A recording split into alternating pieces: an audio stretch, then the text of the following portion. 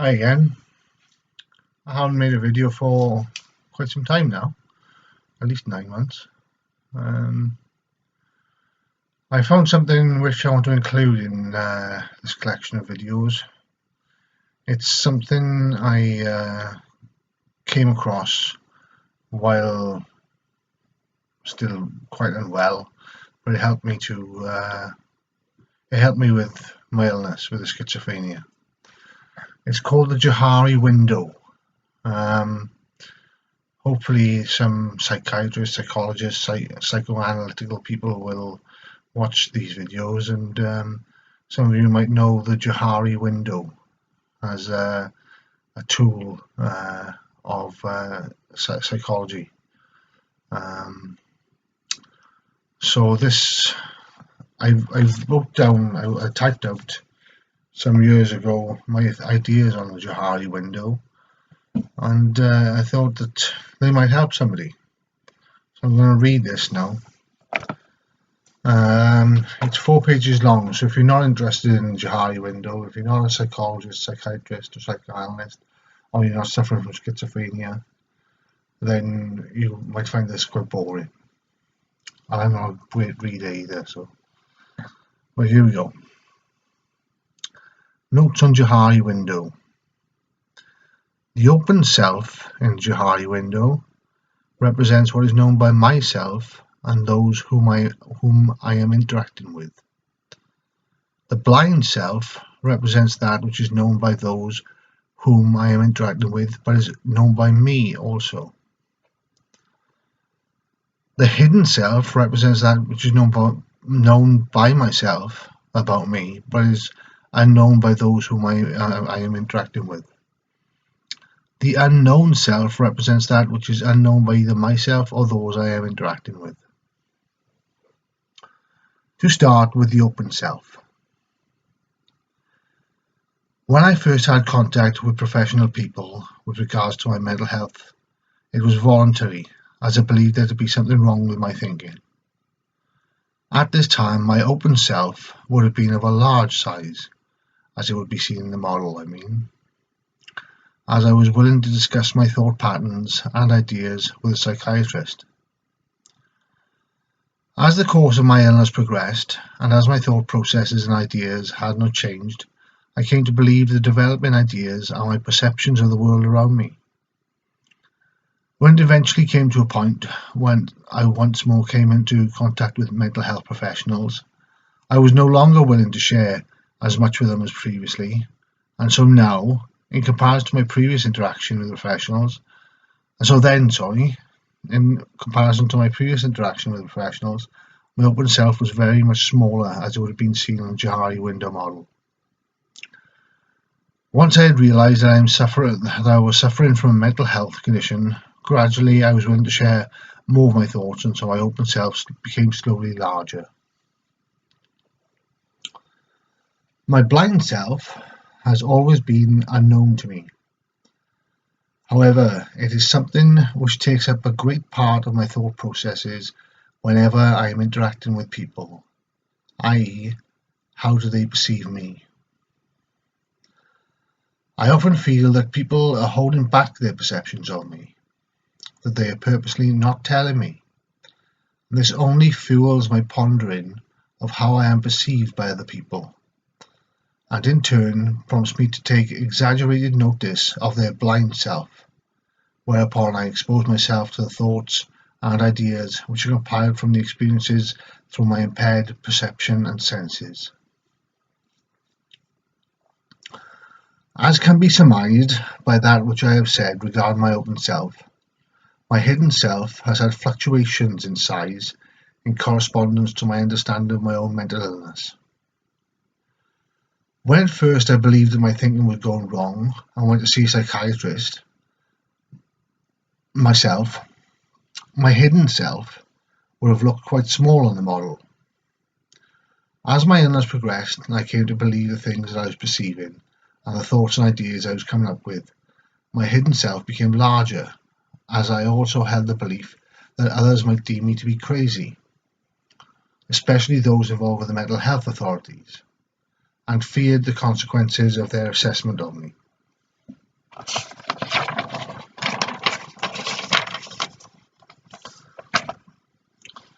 To explore the unknown self in conjunction with my illness, I will refer to a process which takes place regarding it. Let me put forward a situation which I have been informed by doctors, counsellors, and through the reading of various books is very common.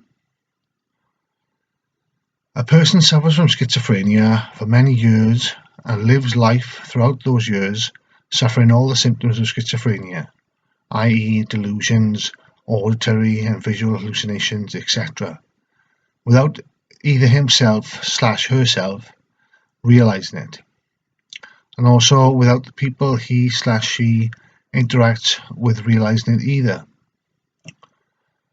This is an exhibition of an unknown self in existence, and is a scenario which I have personal experience of. As the illness progresses and the person becomes lost within their own impaired perceptions, thoughts and ideas, and so further detached from reality, their behaviour and conversation gradually becomes increasingly more disturbing, and so it becomes noticeable to those whom the person interacts with that something of the person's self is not functioning as it should be. This is then an exhibition of the blind self. To illustrate, if I have a view of myself as being sane and act accordingly when my thoughts, actions and ideas are insane, then that will constitute that there exists unknown knowledge of myself. However, by acting, behaving and thinking this way in front of others, I am observed by those who are interacting with me, who are all sane, and they deem I am acting in an insane or strange manner, and so the truth of the self, which is unknown to me, is apparent to them, and thus is a part of the blind self. Here is a process of self-realization for those observing the person of transition of knowledge of self, of the person suffering schizophrenia, from the unknown to the blind quarter of the Johari Window model. It is quite possible that this transition is taking place by the passing on through conversation or through exhibition of behaviour of information from the hidden self to the open self by the schizophrenia sufferer when interacting with others, yet no further knowledge of their own mental condition has become realized within any quadrant of their self, which is consciously accessible to them. Thus this part of their self is still unknown, but is now no longer a part of the unknown self, as it is observable by others. Now is created a situation where it is not apparent to those with whom the person is interacting the details of the reasons behind their actions and behaviour, only that those actions and behaviour are deemed to be odd. And so there is still knowledge of this particular aspect of self which is also unknown to them, and it is these details and reasons for this type of behaviour which are sought after by psychoanalysts and psychotherapists. So how would knowledge of these things be achieved? What type of knowledge are these things? And just where in the Johari window does this type of knowledge of self belong?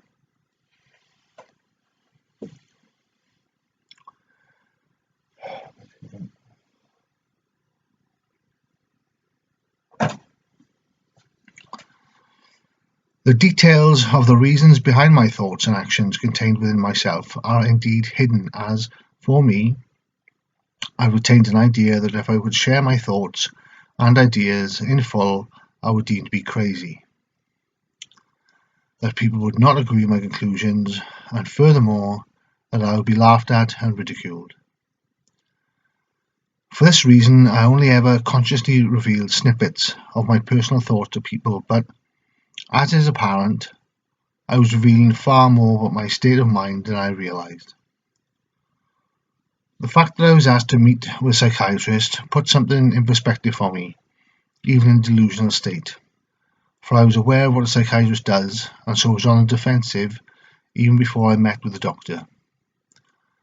I was already at the point where the people I interacted with realised that I was unwell, whereas I didn't.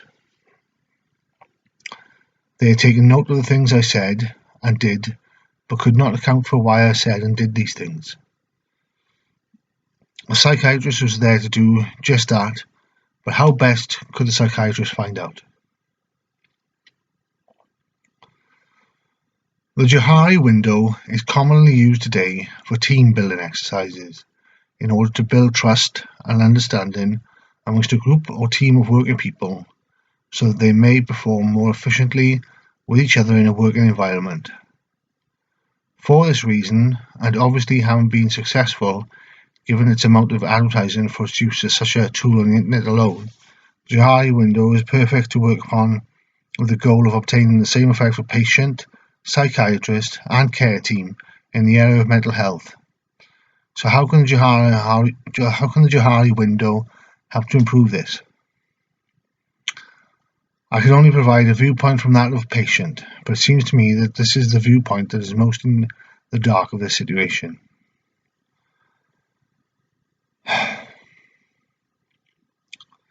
Let us start from my point of involuntary contact with a psychiatrist, as previously described. At this point of contact, my blind self has been making it apparent that I am mentally unwell, and is something which I am completely unaware of, and would be completely in denial of were I to be made aware of it. My open self is of a small and selective size, whilst my hidden self is large and guarded. The unknown self at this point may also take up an amount of the model in as far as diagnosis and detail of the illness go, for these as yet have not been decided. Of course, the aim here is to develop my open self, to make it far larger, so the details of my illness and its effect on me, i.e. behaviour, attitude, feelings, emotion, knowledge, experience, skills, views, etc., are more apparent and clearer to the psychiatrist so that I might be diagnosed. The problem in the case of someone suffering mental illness is that which would normally reveal itself in such a way so that the self will be classified as open, i.e. discussion of thoughts, feelings, attitudes, ideas, emotions, etc., is not the case, as much of what might be divulged is not viewed in the same way by the patient as it is by the psychiatrist. Discussion of such things as mentioned are actually an exhibition of the blind self at work, for I, as a patient, am completely unaware of the reality of what it is that I might be discussing. An example I can refer to is that when I was having my initial assessment, I was asked about the university and my education. At a point in the conversation, I revealed that I could solve the political problems in Northern Ireland. To me, at the time, I fully believed that I could, and was sharing this information so that the psychiatrist could see that I was sane, when in fact I was achieving the opposite. So maybe it is a question of what can be achieved in this situation. At a point in their illness, when a person is completely convinced that their thoughts and experiences are real and sane, is it likely that a large open self can be achieved? My answer would be there is not, for I know at this point in my illness, I fully believed that everyone else were the ones with the problems, not me, and nothing in the world could convince me otherwise. Any attempts at doing such a thing was a game of some sort, in which I was being vindicated and victimized. This being the case, then the open self becomes limited in what it reveals and how it can develop a relationship between doctor and patient.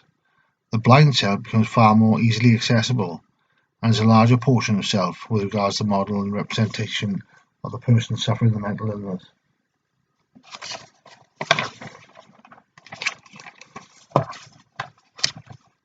At this point, there is a division of types of self as the Johari window would specify in relation to the information that is apparent and accessible. In a normal situation, in an exchange through discussion of two people who are sane, the information shared would almost solely belong in the parameters of the open self.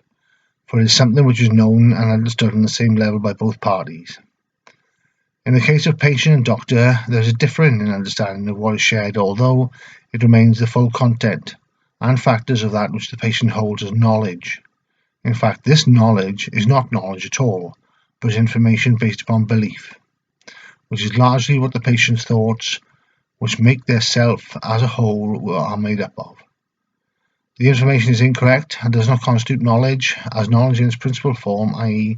a collection of information that is fact, and this fact is unrealized by the patient, and so this is information in this form of open self is unknown, insomuch that it is not knowledge.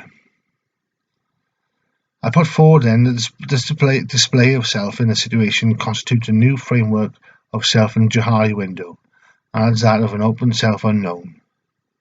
The grounds being that the truth of this self is unrealized, the truth being that the information within this self is that of delusions, and the truth of this fact is only known by one of the interacting parties. To the person suffering a mental illness, this fact is unknown. I told you I'm not a very good reader, and well, maybe you couldn't understand what I was trying to say and put across.